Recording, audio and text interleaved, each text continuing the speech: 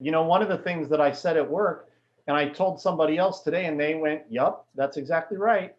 And the first person I shared it with thought it was completely profound. So we'll see how it lands. At my company, we are a training company that happens to sell software because we put the software in people's hands, and all of a sudden, every other role in the company is about getting people to use that software the way it's supposed to be used, the most efficient way, the way that saves them or makes them income or saves them money and makes their life easy and reduces errors and facilitates them doing their job. So everybody in the company is training outside of the people that are actually making the software, in my opinion.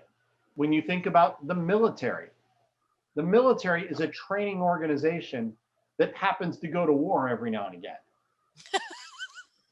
What do they do when they're not at war? Training. They are. They're training on all kinds of different stuff. They're exactly what they're doing. My husband's coming back from drill right now. He's in the Air Force. He's a reservist as well. And he was in courses and classes and doing trainings he was there for a week. And that's all he was doing, and training maintainers for F-16s and constantly. It's one word I hear him say a lot: training. Yeah, they're training organizations. In Orlando, there's a conference that happens in the fall called IITSEC. The only person on this call I expect to know what that is you, Vanessa, because your husband may or may not have gone.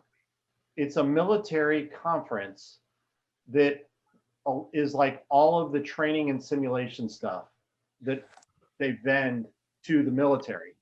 I'm sure he's going to have to eventually, because the branch he's working for right now, that's all he's dealing with. If you can go to that event, if he has the that. ability to get you a pass to go to the expo even one day, it is like friggin' Disneyland. It is ridiculous what's going on in there.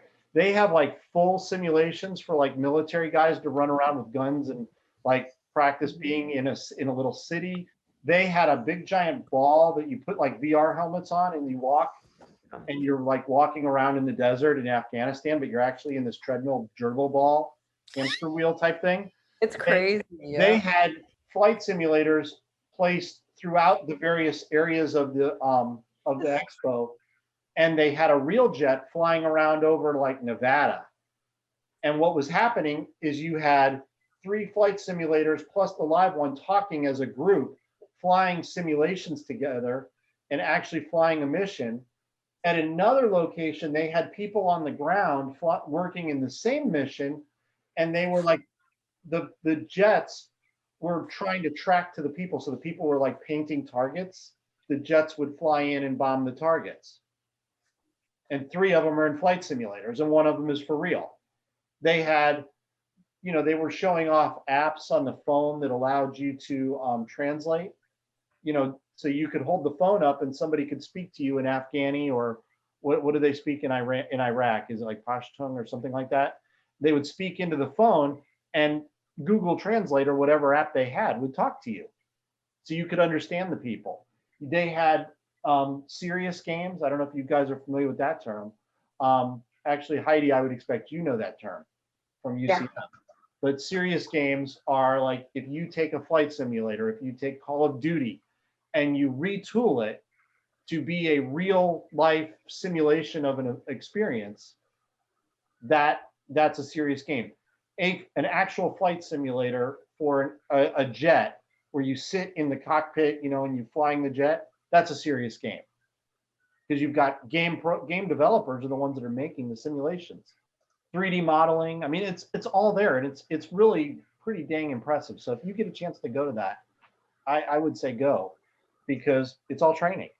Yeah, over in Fort Worth, when he was over there, they take out the F-35 simulator and take it to our schools because we were local. Can you see that on my screen? Is my screen showing? No, it says what keys IDs need. Let's see. There. Oh, they're good. By the way, when I go to conferences, I keep these books because they're gold. If you ever need to go job hunting, every company that hires instructional designers and training is listed in these books. Oh, cool. You see, that's a good point in there. So Learning Solutions, you're sitting in conference sessions that are hosted by companies that have an instructional designer. That's your job list, by the way. You It know, was funny because somebody had posted hello from North Carolina, and I was like, oh, I'm in North Carolina and whatnot. And of course, I had done my profile for Learning Solutions. Guy ended up living here. He lives here and does a remote ID job There you go. right here in Asheville. It was kind of funny.